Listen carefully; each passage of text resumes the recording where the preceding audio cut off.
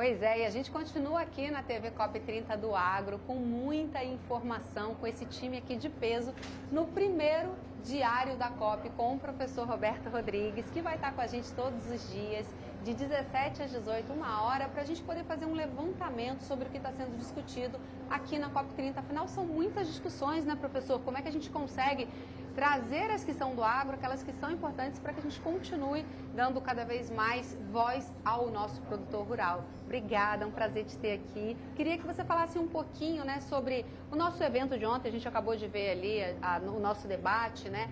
E um pouco antes o senhor trouxe um paper que foi trazido para cá, um paper que o professor Roberto Rodrigues reuniu com muitas instituições, né, professor, para trazer um rumo. Afinal, tinha muita gente conversando sobre muita coisa, né? Bom, Jaqueline, em primeiro lugar, muito obrigado pela oportunidade de conversar com o pessoal da agricultura sobre agricultura na COP. Então é bom a gente começar com uma conversa típica aqui. A COP não é uma COP da agricultura, é uma COP do clima, como todas as outras COPs. Mas tem duas características. A primeira é a COP no Brasil, e o mundo inteiro está olhando para nós aqui. Então é uma chance de mostrar para o mundo que o Brasil faz de agricultura tropical sustentável e competitiva. E a segunda coisa é que a agricultura vai ser considerada como uma parte da solução dos problemas climáticos. Então, clima e agricultura tem tudo a ver uma coisa com a outra. Daí, a necessidade de a gente ter um texto muito amplo sobre essa temática toda. E conta um pouquinho para a gente, professor, como é que foi elaborado, né? Quais são as principais pautas que o senhor traz nesse documento, que foi feito com várias instituições também, né? Bom, então vamos lá. Quando o embaixador Correia do Lago, que é o presidente da COP, me convidou para ser enviado especial da agricultura na COP, eu fui procurar as entidades de classe. Eu não represento ninguém, sou um professor do Túlio Vargas. Mas eu fui procurar o IPA, entidades filiadas. O IPA tem 56 entidades filiadas a ela. Portanto, todo mundo da agricultura está no IPA. E combinamos com a Tana Zanella, presidente do IPA, fazer um trabalho conjunto. Como é que a coisa aconteceu? Cada entidade de classe mandou um documento com as suas ideias, propostas, como a agricultura podia colaborar com o mundo moderno, segurança alimentar, energética e clima. Recebemos dezenas de documentos. O primeiro foi da BAG, a CNA, a OCB, a Rural Brasileira, a Fiesp, todo mundo enviou documentos. São dezenas de documentos, vazados em termos diferentes. Cada um tinha um português para contar a história. Então era fundamental harmonizar tudo isso. Fizemos um documento que tinha duas partes. Já foi entregue na semana passada ao Correio do Lago. Duas partes. A primeira parte é a história do agro brasileiro nos últimos 50 anos, mostrando que a tecnologia tropical permitiu sair de um país que importava comida há 50 anos, exportava 30% que a gente consumia aqui no Brasil, para exportar para quase 200 países do mundo inteiro em 50 anos. Essa história vai ser contada com muito detalhe. E quem se encarregou disso foi a Adriana Brondani, uma craque, uma técnica que conhece profundamente o assunto, que eu admiro e respeito profundamente, e ela ficou com esse compromisso duríssimo de harmonizar todos os textos numa direção única com essa história. E a segunda parte tem propostas colhidas em todos os documentos para que o agro tropical brasileiro servisse de modelo para o mundo tropical. Na verdade, gente, a verdade é a seguinte: a chave da agricultura foi mudada nos anos 80, século passado. Até os anos 80, a agricultura era temperada. Hemisfério Norte, Estados Unidos, Canadá, Europa, Hemisfério Norte. Mas aí, viramos a chave com a Embrapa para a agricultura tropical. E essa é, hoje, a saída para o mundo. É o cinturão tropical, América Latina, África, subsaariana, parte da Ásia também, porque nessa área tem terra disponível para aumentar, tem tecnologia baixa, pode melhorar muito a produtividade. Então aqui que vai ser a explosão e desenvolvimento.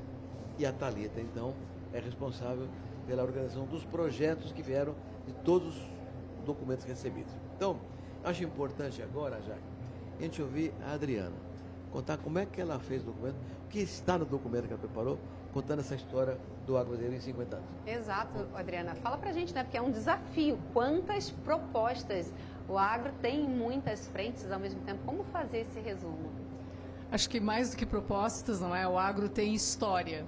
E o que a gente procurou trazer nesse documento foi justamente de mostrar essas histórias, mostrar essa jornada de cada setor dentro dessa grande história contada num documento que a gente procurou resumir, obviamente, essa nossa trajetória que marca essa revolução que nós fizemos no campo.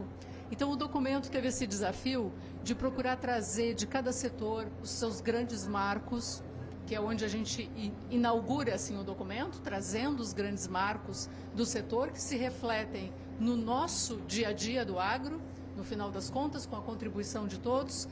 O nosso desafio foi de procurar colocar essas histórias numa linha lógica, numa narrativa envolvente. Essa é a nossa pretensão no documento, de que a pessoa goste de ler, que ela, se ela não está próxima ao agro, que ela encontre pontos de contato. Então, isso foi algo que a gente procurou trabalhar muito, não é? De trazer muito a linguagem, inclusive essa linguagem do Dr. Roberto expressa nesse documento. Então, esse é o primeiro mote da nossa abordagem. Eu diria que um outro ponto muito marcante do documento é por que nós viramos a chave nesses 50 anos, não é? O que aconteceu? Como isso se reflete em algo que nós podemos compartilhar com o mundo? O Dr. Roberto comentou do papel da Embrapa, da importância de ciência, de inovação, de como nós nos estruturamos com políticas públicas. Mas, mais do que isso, nós temos uma história de adaptação.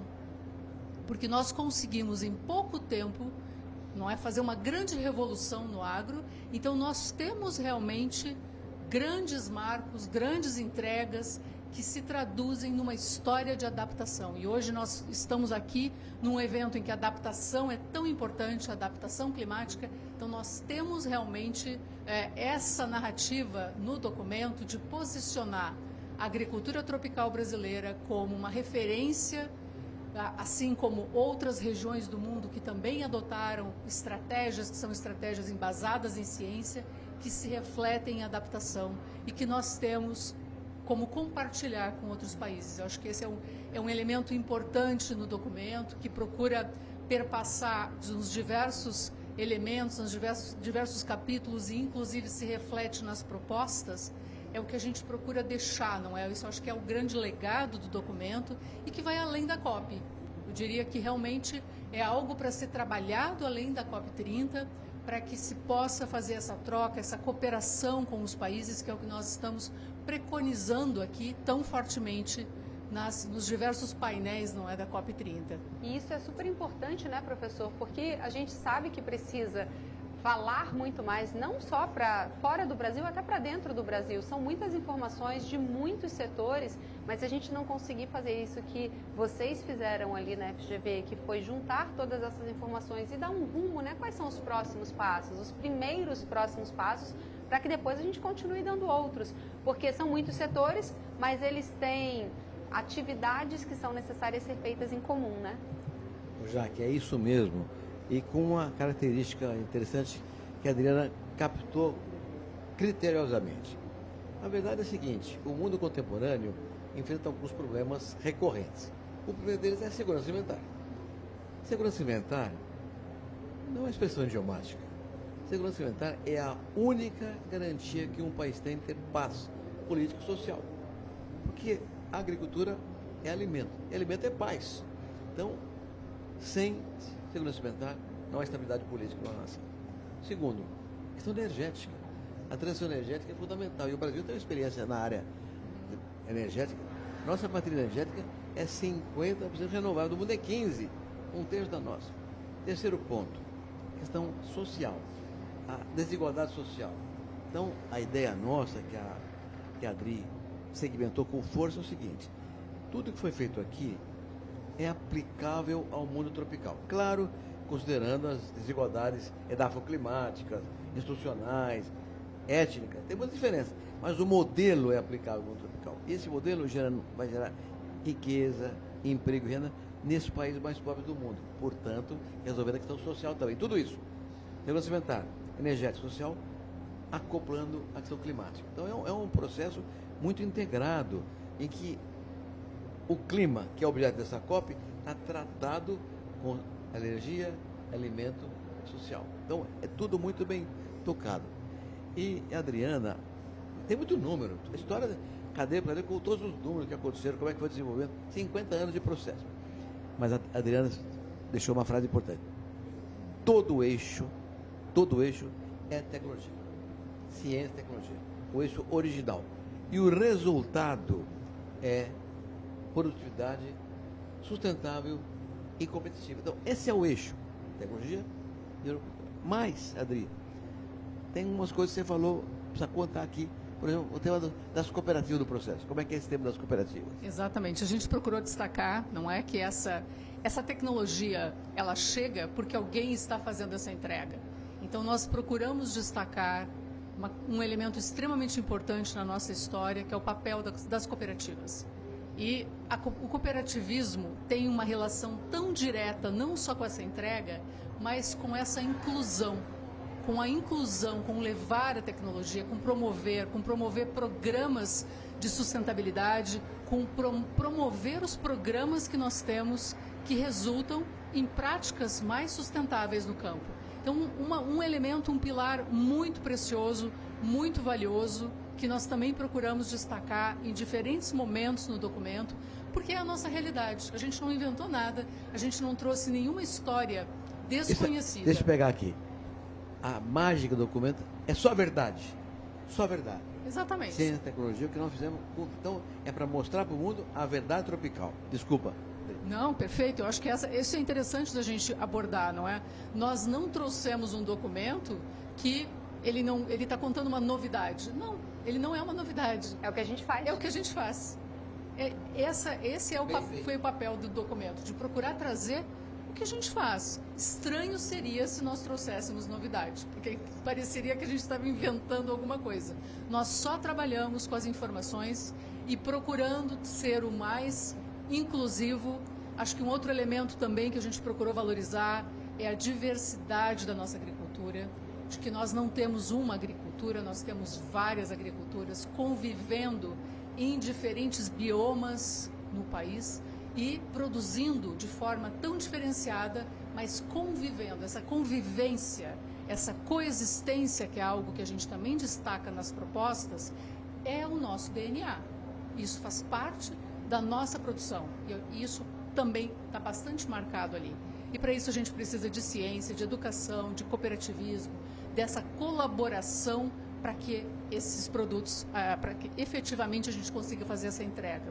E, professor, falando em tecnologia, né, como o senhor trouxe, tecnologia é o que o Brasil tem adotado cada vez mais, né? Afinal, aumentamos muito a nossa produção e não aumentamos a área utilizada, né? Então, é isso que a gente vai continuar fazendo para conseguir alimentar mais e melhor o mundo de forma sustentável, né? Isso está muito forte no documento. Os números são abundantes. Produção, produtividade, emprego, PIB, exportação, tudo que foi feito com sucesso é narrado com muito critério e com uma característica interessante. A tecnologia no Brasil é uma coisa, não é nova. O Instituto Agronômico de Campinas, por exemplo, foi criado por Dom Pedro II, mas no Império ainda. E foi o grande pai da tecnologia nas universidades, formando gente. E a Embrapa tropicalizou esse processo. Então, essa é tudo que a Adriana conta, mas com muito detalhe. E dando essa consistência para frente, né? Ela, na verdade, ela coloca o tema num trampolim que salta para o futuro. Legal. Uma ótima análise do documento. Acho que a gente utilizou uma terminologia, já que conversa com essa ideia de efeito poupa-terra. A gente utilizou uma terminologia que também não foi inventada por nós, não é uma tecnologia que os técnicos utilizam, da nossa intensificação sustentável. Então, nós temos colocado uma intensificação nos sistemas produtivos, mas de forma sustentável. E acho que a grande diferença que nós fomos ganhando ao longo da nossa história, e a gente também procura trazer isso nessa jornada, enquanto produtividade era, no passado, algo muito importante, continua sendo, é claro, mas era o nosso principal olhar. Hoje a gente tem um olhar da produtividade no contexto de paisagem, não é? Ou seja, no contexto em que eu estou inserida, e no contexto de relações com o meio ambiente. Esse desafio para o produtor rural mudou com o tempo e ele foi se adaptando. ele vem se adaptando cada vez mais. É algo que a gente também procura destacar no documento. Obrigada, Adriano. O Guilherme vai estar com a gente também. Aí agora eu queria passar a palavra para a Thalita, que foi a segunda parte do estudo, né, professor? Isso é muito importante. Eu falei aqui, a Adri colocou o tema no trampolim. E o salto para o futuro são propostas para que o mundo tropical se adeque ao que nós fizemos e replique nos seus países. E a Thalita é que recolheu todas as informações e transformou num projeto de proposta. Thalita. Sim, foi um desafio interessante, porque assim como o documento, ele veio, os N documentos vieram com muitas narrativas, eles vieram com muitas propostas, então harmonizar essas propostas foi um desafio e a gente chegou em 8 propostas, 8 eixos estruturantes. E o primeiro deles amarra toda essa história que a gente contou, que é o reposicionamento político-diplomático da agricultura tropical frente às questões climáticas. Por que isso é tão importante? Porque a gente precisa contar como que o agro faz parte da solução, não só dos problemas. E aqui se inicia a história das propostas. E essas propostas, elas têm uma característica muito interessante, porque a gente coloca tudo aquilo que a gente espera que essas discussões entreguem para o setor e para a agricultura tropical como um todo, mas a gente também coloca qual é o dever de casa que precisa ser feito do nosso lado para que a gente consiga receber o que essas propostas podem nos ofertar. Então, ali a gente passa por eixos de adaptação, de investimento em ciência, tecnologia e inovação, em aumentar a segurança jurídica para que justamente a gente consiga acessar cada vez mais fontes de financiamento externo sustentáveis. E a gente também mostra a importância de se reconhecer, por exemplo, a nossa história em desenvolvimento de fixação biológica de nitrogênio. E a gente amarra tudo dessa forma. O que queremos e o que precisamos fazer para conseguir aquilo que queremos. Acho que esse é o grande mote dessa segunda parte do documento. E, professor, o senhor vê cada vez mais o produtor rural aderindo à sustentabilidade, né? O Planeta Campo Nosso projeto, que há 5 anos atrás deu esse primeiro passo, era muito mais difícil falar com o próprio produtor rural sobre sustentabilidade. E hoje a gente vê esses cases se replicando muito. Então, a gente já começou a fazer muito esse dever de casa. A Thalita trouxe que a gente ainda tem passos para dar, mas o produtor rural está muito receptivo a isso, né? A verdade é que a comunicação, que vocês fazem muito bem aqui no Canal Rural, é responsável por esse processo. Quando o Código Florestal foi feito, em 2012, ninguém tinha muita ideia desse negócio de reserva legal, APP e tal. Não era uma coisa sistematizada na cabeça do produtor rural. E havia muita resistência a esse processo. Mas o Código Florestal, para mim, é a melhor lei do Brasil nos últimos 50 anos. Porque ninguém gostou. O ambientalista não gostou, o produtor rural não gostou. Portanto, ela é justa. Se um lado gostasse, o outro não, seria injusta. Como ninguém gostou, a lei é muito justa. E a lei teve essa característica que você citou agora. Forçou todo mundo a estudar esse assunto, compreender esse assunto e assumir essa posição. Então, hoje a agricultura brasileira é sustentável de fato. Os números mostram isso, a exaustão. Mas eu acho, Thalita, você podia falar um pouco mais de algumas propostas mais consistentes para esse processo tropical no mundo. Bom, uma delas, que é muito importante e já faz parte da nossa história, é a centralidade da adaptação, que co-benefício traz a mitigação. Isso é muito importante. E a gente coloca a importância de um ambiente de maior segurança jurídica e institucional. E também a importância de reconhecer que a visão fragmentada de florestas, agricultura e clima precisa acabar. Tudo isso está conectado. E quando a gente fala de floresta, agricultura e clima, a gente fala da grande agricultura, do pequeno agricultor, do agricultor que produz orgânicos em larga escala, em pequena escala. A gente considera todo mundo nesse pacote. E isso é muito importante porque torna todos esses pleitos mais fortes e isso dá capacidade para que a gente atinja melhor esses objetivos. E, bom, um dos pontos principais do documento é financiamento.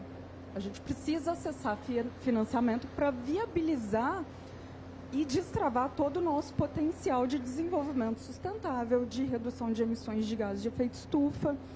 E além das questões institucionais e regulatórias, que estão bem colocadas ali no documento, a gente fala da importância de se colocar o agro dentro dessa agenda para acessar o financiamento via, por exemplo, o portal de Sharm el-Sheikh. E ali levar maior visibilidade para os nossos projetos para que eles possam ser financiados aí pelo resto do mundo. Então, esses grandes pontos estão contemplados ali muito bem. E a gente sabe que tem muito desafio ainda pela frente, mas pelo menos o passo a passo de como tentar atingir e superar esses desafios está bem colocado. Já que... Bom, então esse é o documento. Então tem 150 páginas. É um livro cheio de detalhe e riqueza. Fiz um resumo executivo em 2 línguas, em inglês e português. Tem 35 páginas que a gente espera que a gente mostre aqui para vocês. Um QR Code para todo mundo que quiser ver isso aí, vai ser disponibilizado para cá. Mas eu queria deixar para você um testamento aqui. O que eu espero que essa coisa traga? O embaixador Correio do Lar falou: Roberto, eu quero implementar as decisões. Para quê? Para que o mundo tenha mais justiça na questão climática. E nós estamos usando a agricultura, alimentando, energizando o mundo, cuidando da desigualdade social com o clima bem tratado. Então, o que nós esperamos, todos nós, esse texto aqui, todo mundo trabalhou nesse processo? Que o mundo tropical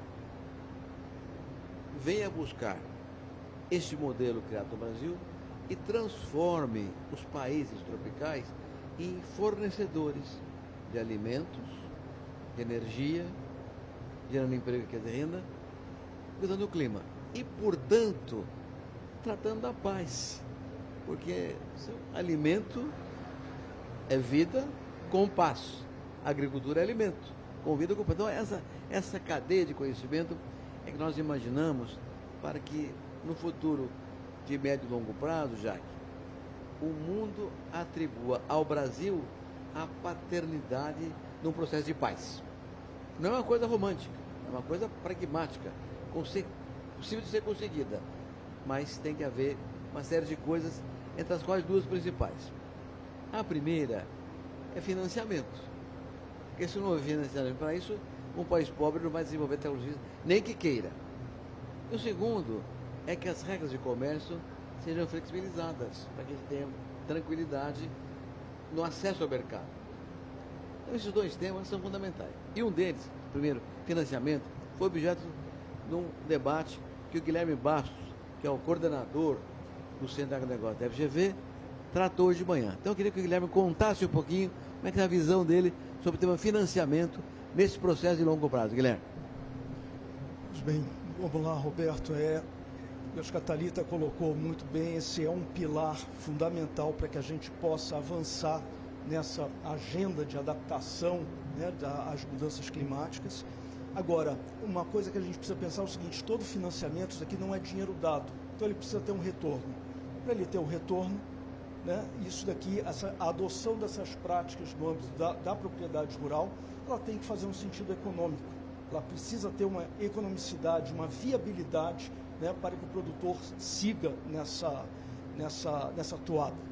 E um dos pontos do painel, que foi um painel foi coordenado pela Sociedade Rural Brasileira, pela BAG, estávamos lá com a Singenta, com a Solinfintec, a cadeia estava ali representada, ficou muito claro que realmente esse é um grande ponto para que o produtor ele possa avançar nessa temática.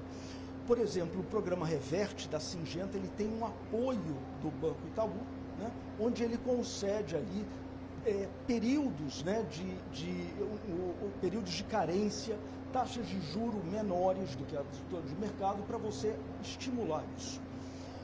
Um outro ponto que é muito importante também, para que esse financiamento ele possa aportar aqui no Brasil e chegar de uma forma mais consistente, nós precisamos trabalhar as métricas da nossa agricultura tropical, mostrando, né, para que ele vai chegar para fomentar o quê?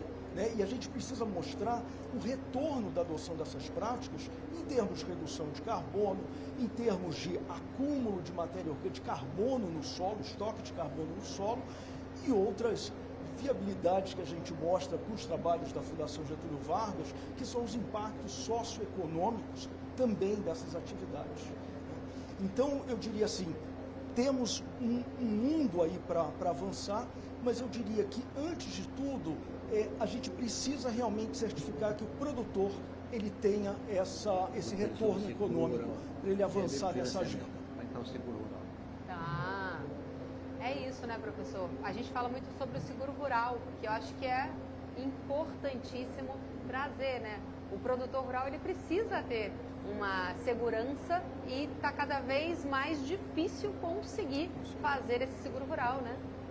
Fundamental, esse foi o fechamento do painel, que exatamente trazendo a importância dessa indústria funcionando não só para o produtor, mas para o setor que está financiando, ter uma segurança também de retorno. Como eu disse, o financiamento, você precisa ter uma capacidade de pagamento.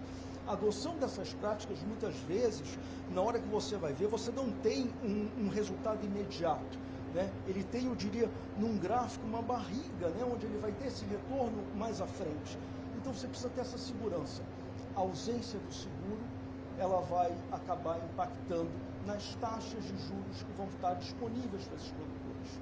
Então, é fundamental que a gente tenha essa indústria de seguro muito bem posicionada, solidificada aqui no Brasil, e é um instrumento de política agrícola que, por sinal, muito dele começou em 2003, né, com a instituição do Programa de Subvenção ao Prêmio do Seguro Rural.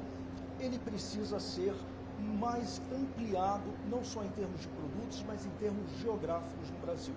Nossa cobertura hoje está caindo para níveis de 3, 4% da área cultivada, e a gente sabe que os Estados Unidos tem lá mais de 90%. Então, para a gente realmente avançar nesse financiamento climático, nós precisamos ter o seguro junto para a gente poder realmente ter sucesso na adoção dessas práticas. Ontem, né, professor, durante o nosso fórum, um dos nossos panelistas trouxe uma comparação muito interessante para quem está em casa. Uma família, né, com uma casa de 5 quartos, aonde 2 ele não pode utilizar.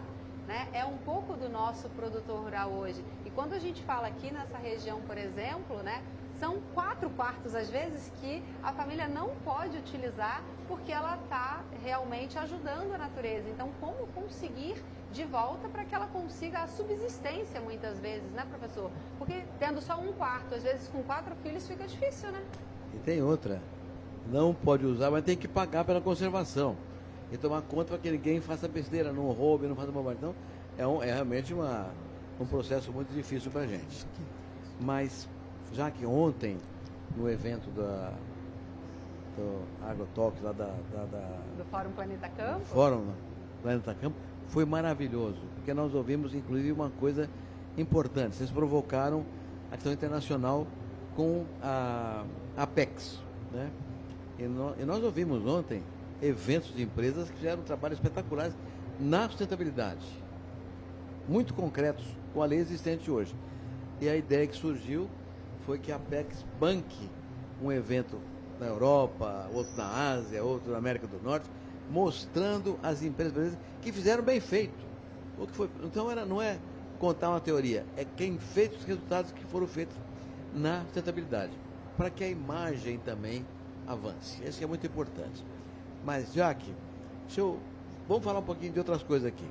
Hoje de manhã, a verdade é a seguinte, nós vamos contar para vocês aqui todo dia que estão assistindo ligado à agricultura. Então, hoje de manhã, a Thalita e eu fomos a um evento muito interessante, em que uma empresa sueca, que desenvolve turbinas, montou um projeto de turbinas que gerem eletricidade a partir do etanol. Em vez do óleo, diesel, em vez de produtos fósseis, como carvão, através do etanol. Isso pode gerar uma coisa importantíssima, porque hoje a nossa matriz energética tem 50% renovável, mas 60% dela é agricultura. Então é biodiesel, é etanol, é energia renovável, solar, é eólica, mas a solar, por exemplo, que é importante, o sol vai dormir quando chega 7 horas da noite, tá certo? Então, a energia é fornecida durante o dia apenas. E depois como é que faz?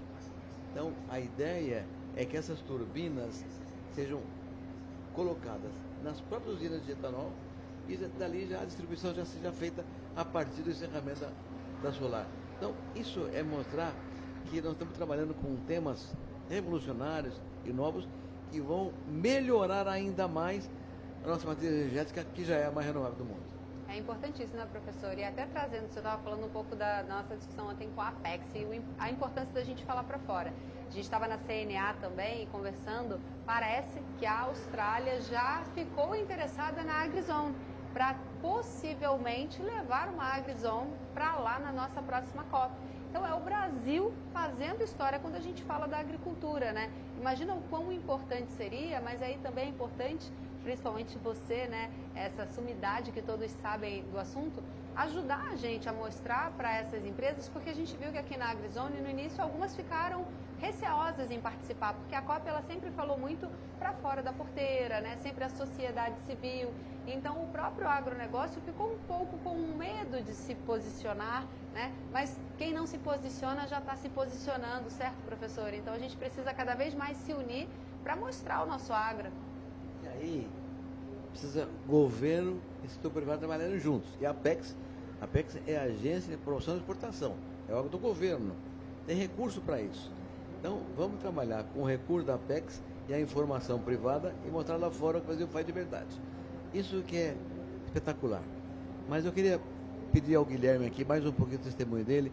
Guilherme, tem outros temas que nós estamos mostrando aqui na COP, na de pecuária e tal. Dá um panorama geral desse processo aqui.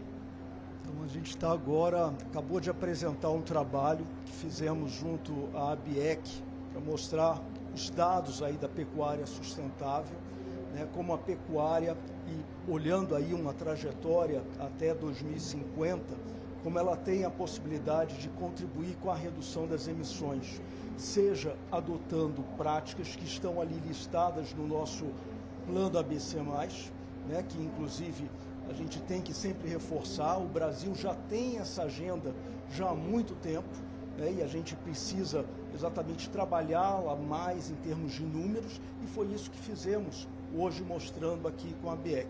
Foi essa reunião desses números, foi uma avaliação dessa questão da mudança de uso do solo, né, que também é sempre tão debatida, né, como é que, e a gente sabe que parte das emissões do setor vem por essa mudança de uso do solo. Então foi um tratamento científico, um tratamento robusto, com uma modelagem, com pressupostos que foram compartilhados com o setor.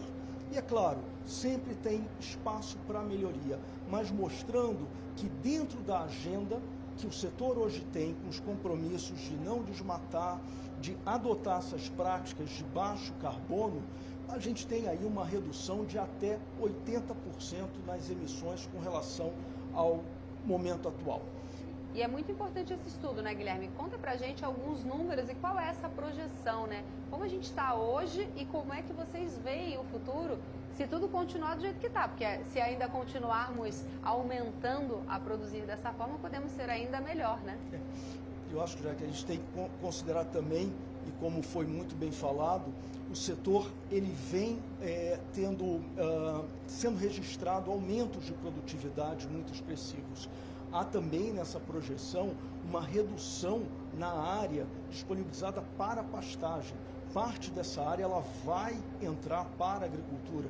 Então, mais uma vez, só reforça a importância do nosso setor como um todo, não só para a geração, para a produção de alimentos, mas para a produção de energia, como ele vai conseguir fazer essa alocação, né, e essa melhoria como um todo na redução das emissões do setor. Muito interessante. E Thalita, você também participou de todo esse projeto, né? A gente sabe que quando a gente fala aí carbono zero, carbono negativo, é a pauta do momento aqui na COP. Como é que você vê o Brasil caminhando também? A gente ontem teve dois exemplos, professor. O primeiro, o vinho carbono negativo da América Latina junto com a gente tem também o café carbono negativo e ontem tivemos a Fazenda Roncador, né, que faz tanto a agricultura quanto a pecuária, carbono negativo. Muitas iniciativas na prática acontecendo, exportando já esse produto. Como é que você vê esse tema a médio e longo prazo? Bom, se eu puder puxar o exemplo do estudo que o Guilherme acabou de mencionar, tem alguns pontos importantes. Primeiro, é um tipo de estudo que mostra quanto custa e considera questões que, para o caso brasileiro, são extremamente importantes.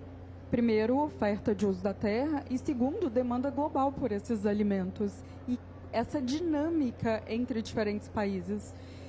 E isso deixa as nossas contas mais robustas. Então, já respondendo de uma forma mais ampla a sua pergunta, o caso da pecuária, e assim como outros estudos que a gente vem desenvolvendo, mostram que o potencial da agricultura em ser carbono zero, ele é muito grande. Mas aqui a gente precisa considerar a forma como tudo isso é contabilizado.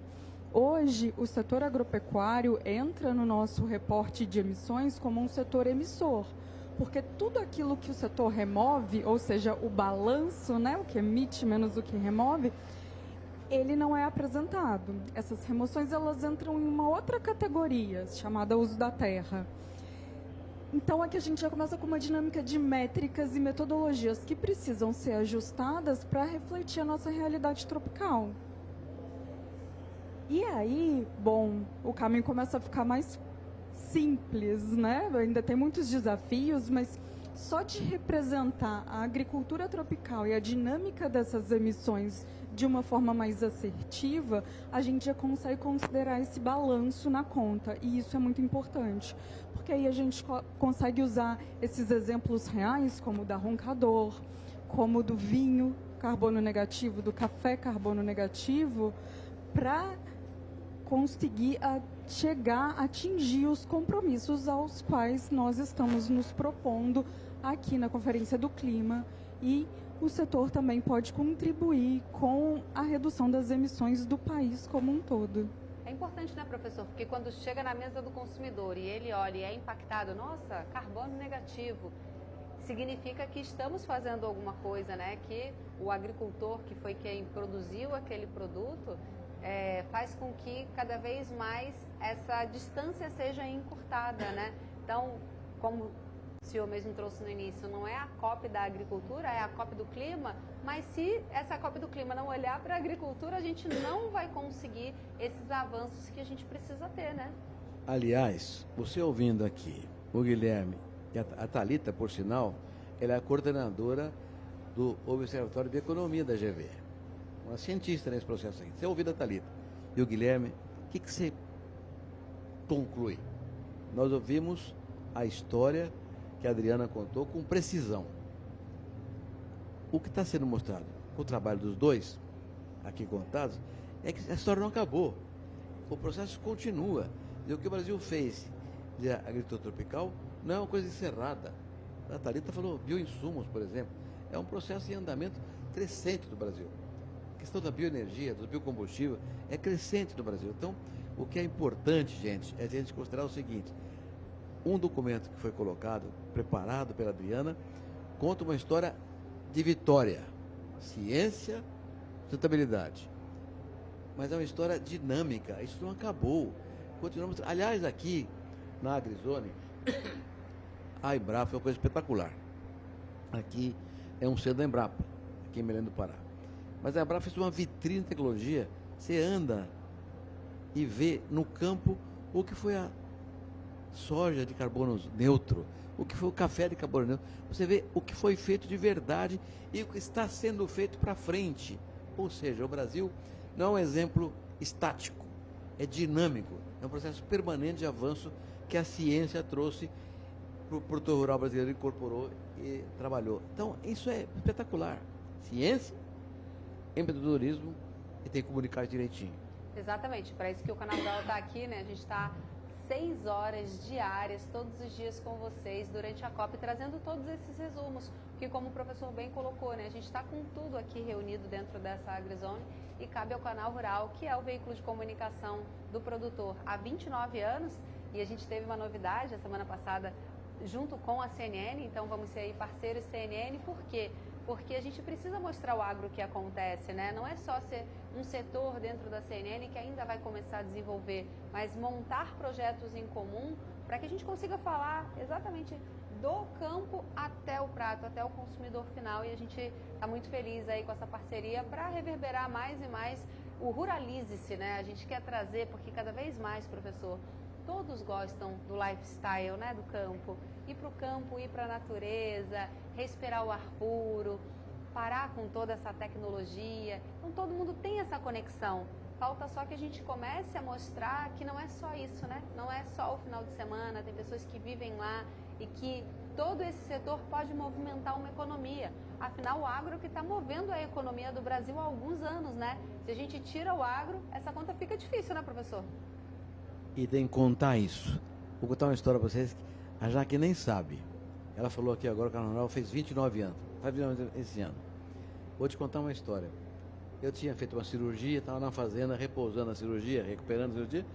Fui procurado pelo pessoal da Sirotsky, no Rio Grande do Sul. O rapaz me procurou, falou, olha, nós estamos pensando em criar um canal para agricultura, um canal rural. O que você acha? Eu falei, mas isso é maravilhoso. E aí ficamos discutindo o dia inteiro a ideia do Canal Rural e uma grade de programação, e acabei ganhando um programa de televisão no Canal Rural. Fiz um programa chamado Painel Rural. Durante 6 anos, toda semana, fazia 2 entrevistas, foram centenas de pessoas que foram entrevistadas, comunicando.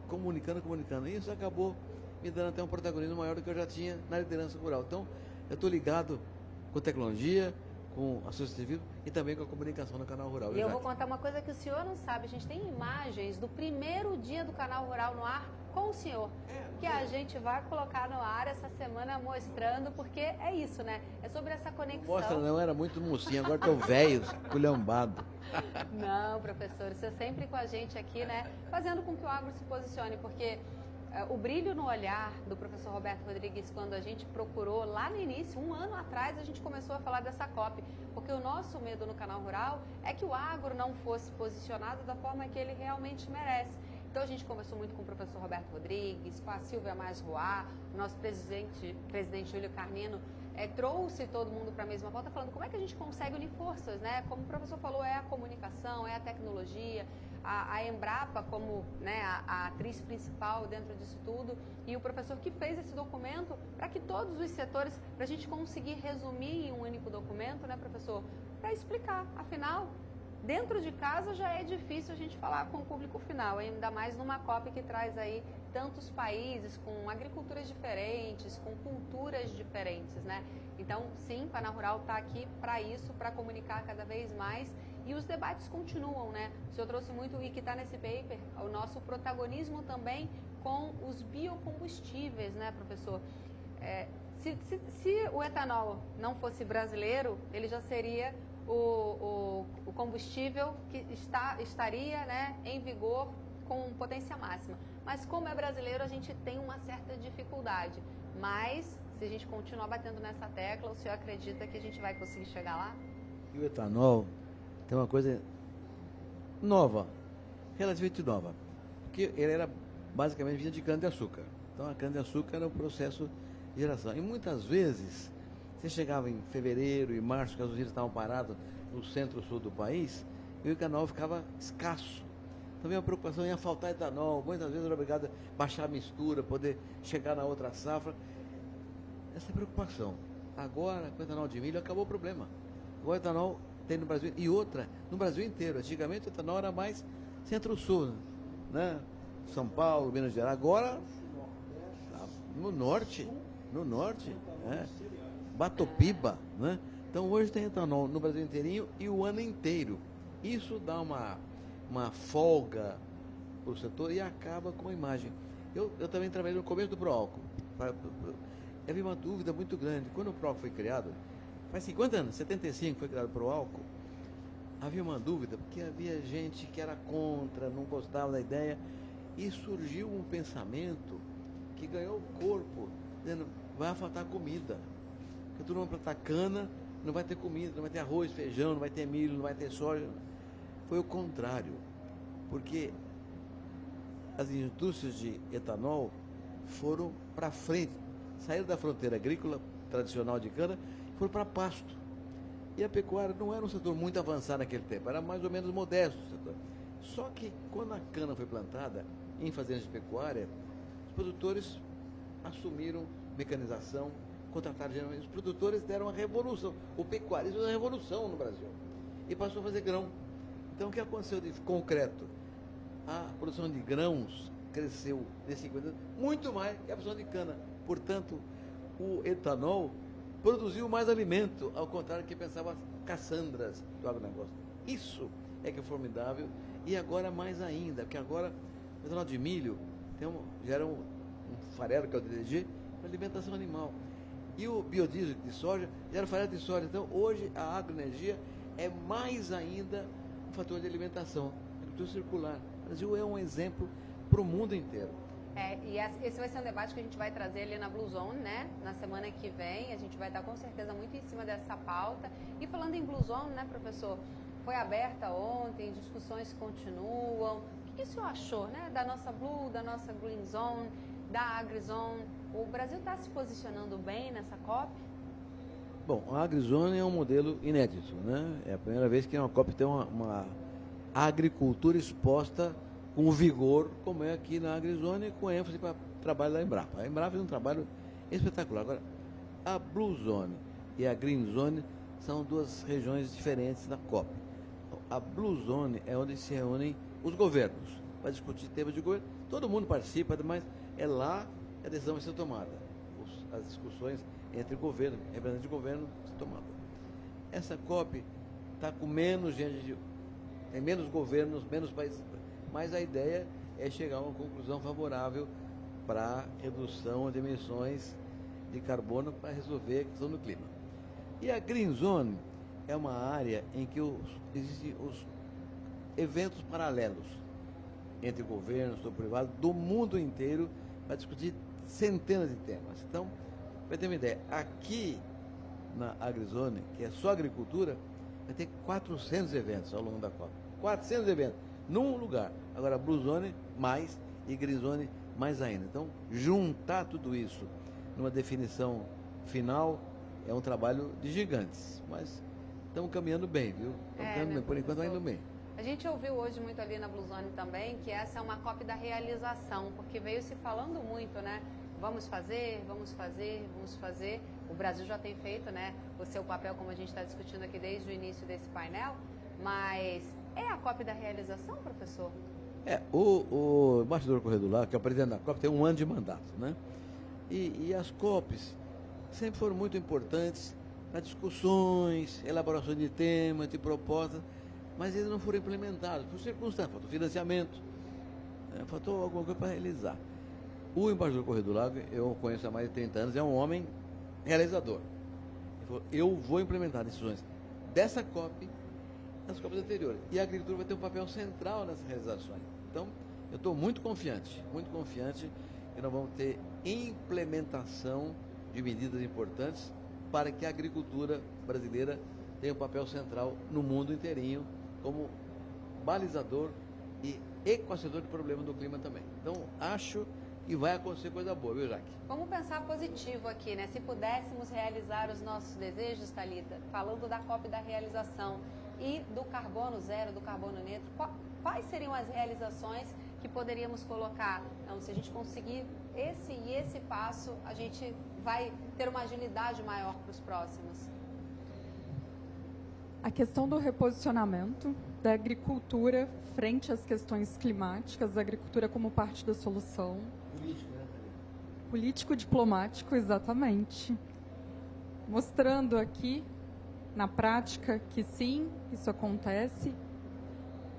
Adaptação, a importância da centralidade da adaptação para a agricultura.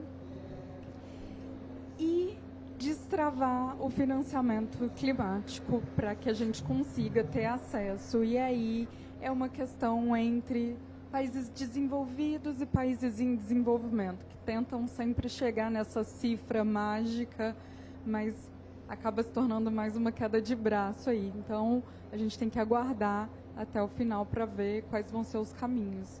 E os avanços também dentro do mercado de carbono, porque, eventualmente, a agricultura ela tem um grande potencial de ser um gerador de crédito de carbono, e à medida que as discussões avançam, a gente pode gerar créditos que vão ser exportados, os chamados ITMOS. E a gente tem um potencial muito grande também para comercializar esses créditos, mas tudo depende do que vai acontecer aqui nas discussões. E Guilherme, para você, a gente ouviu muito também falar do Fundo do Clima, né? Que ainda não saiu do papel, mas que a gente vem tendo cada vez mais países participando. Quais seriam esses próximos passos, né? Como é que você vê, e de novo, que eu perguntei para a Thalita, pensando numa COP de realização, quais seriam as realizações? Muito bem mencionado o Fundo Clima.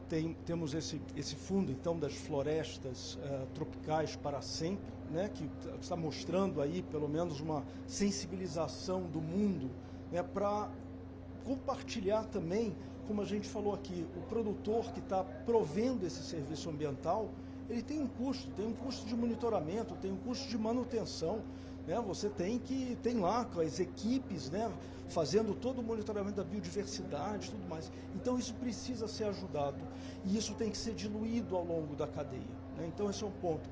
A gente tem que lembrar que também foi feito um trabalho muito grande com a questão do Programa Nacional de Conversão das Pastagens Degradadas, que virou Caminho Verde, né, onde conseguiu-se aí 30 bilhões de reais, né, uma taxa de juros de 1%.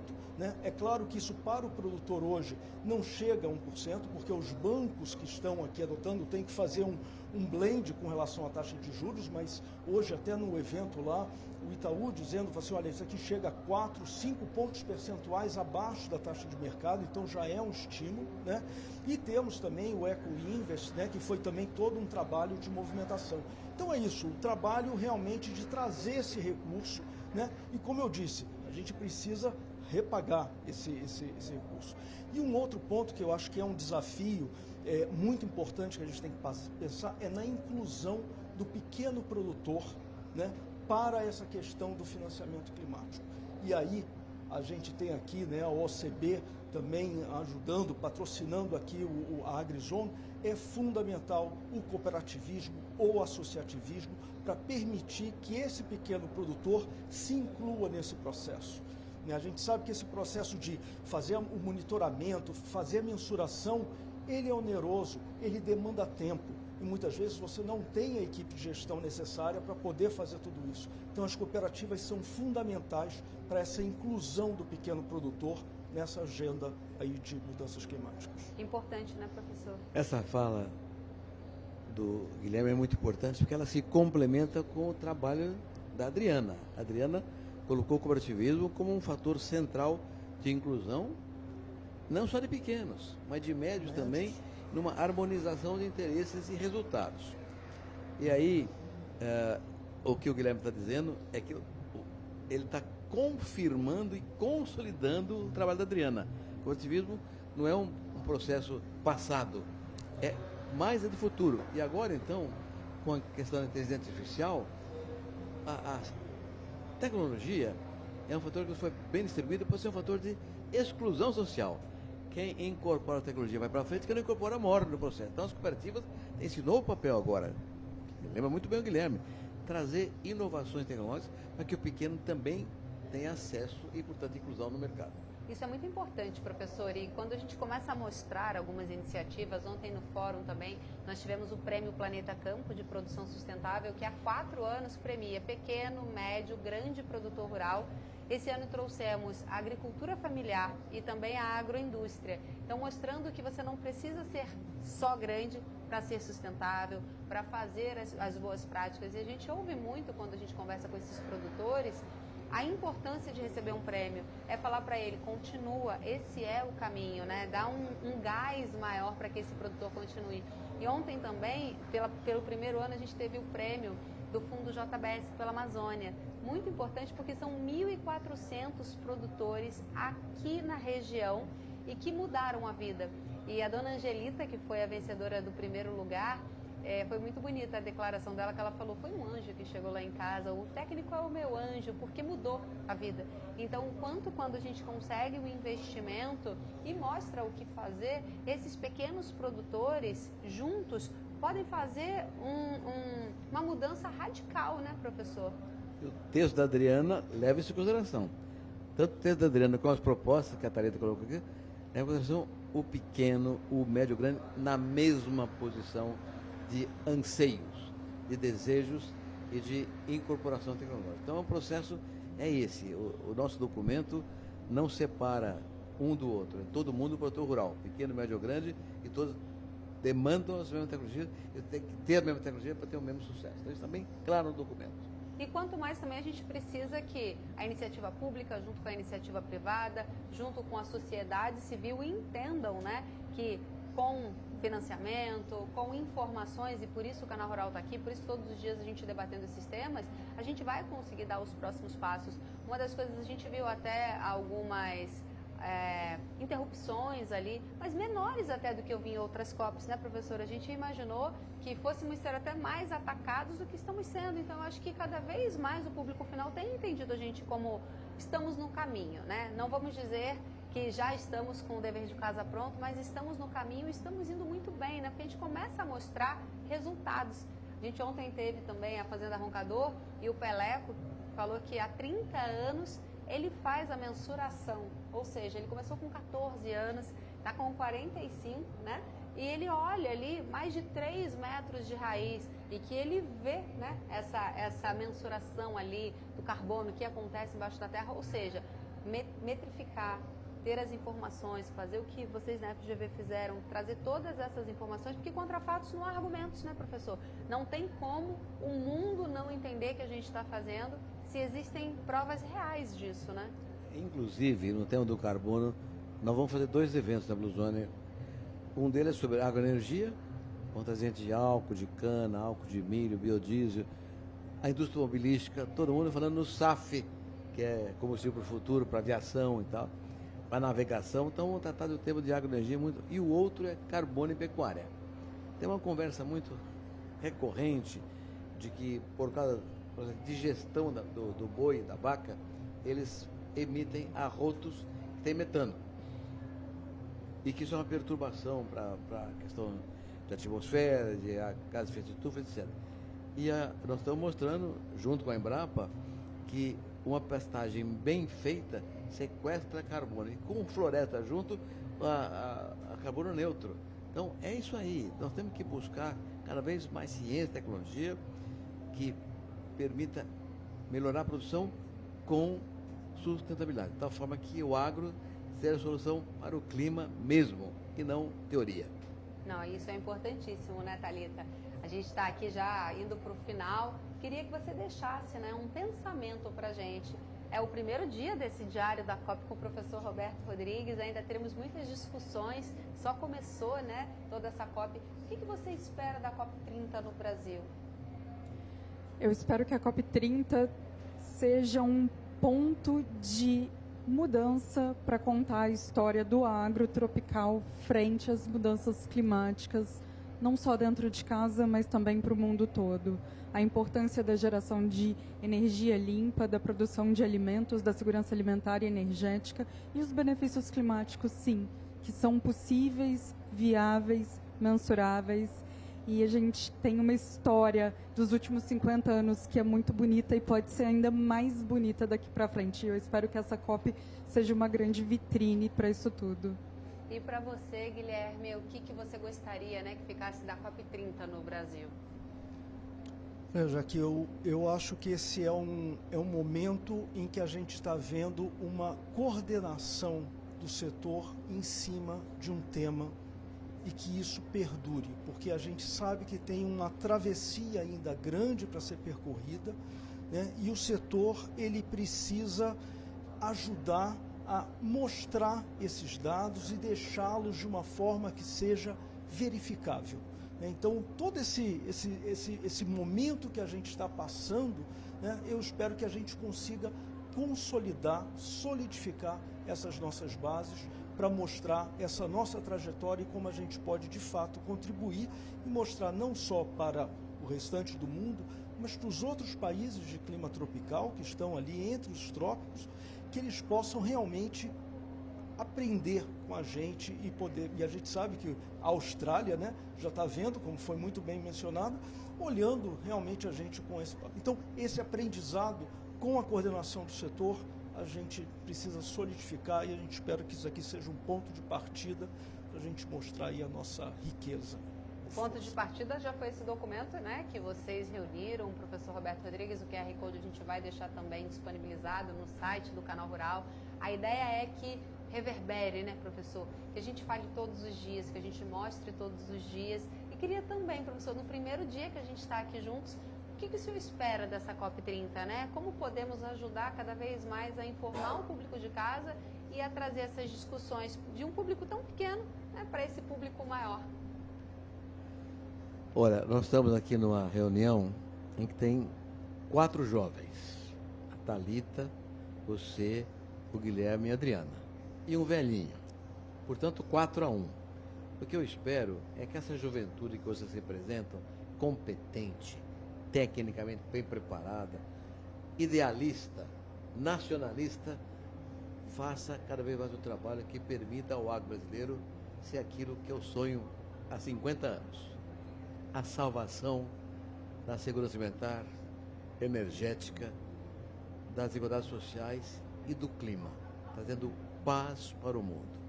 Essa COP pode ser a raiz da paz a partir do agro brasileiro. Esse é o meu sonho e vocês, jovens, e os jovens estão me assistindo ali em casa, apostem nisso, porque vale a pena. A gente já apostou aqui no Canal Rural, com certeza, né, professor? É muito bonito ver o brilho nos seus olhos quando cada vez mais você traz a paz, o alimento, todos juntos, né, em prol de um objetivo que é para o mundo, né? Estamos falando do mesmo planeta Terra e que bom que a gente pode estar ajudando a fazer parte desse processo, né? Levando informação para quem está em casa. Muito obrigada, agradecer a todos vocês. O professor está comigo aqui amanhã de novo, né, professor? Afinal, só começamos essa COP e haja fôlego, né? Amanhã vamos trazer outros eventos realizados na COP, da agricultura. Exatamente. Deus quiser. Exatamente. Bom, a gente fica por aqui então. Amanhã tem mais Diário da COP com o professor Roberto Rodrigues e a TV COP também o dia todo com vocês de 10 às 11 da manhã e depois de 2 da tarde até às 18 horas trazendo tudo o que acontece aqui no agronegócio durante a COP30. Até amanhã. Canal Rural. Patrocínio Master. JBS. A gente alimenta um futuro melhor. UPL. Reimaginando a sustentabilidade. Apex Brasil. Governo do Brasil do lado do povo brasileiro. Patrocínio OCB. Portos do Paraná. Apoio CNA Senar. Embrapa. FAPSEM. Itaipu. Cochupé. CropLife Brasil, apoio institucional, Alesc, Governo do Tocantins.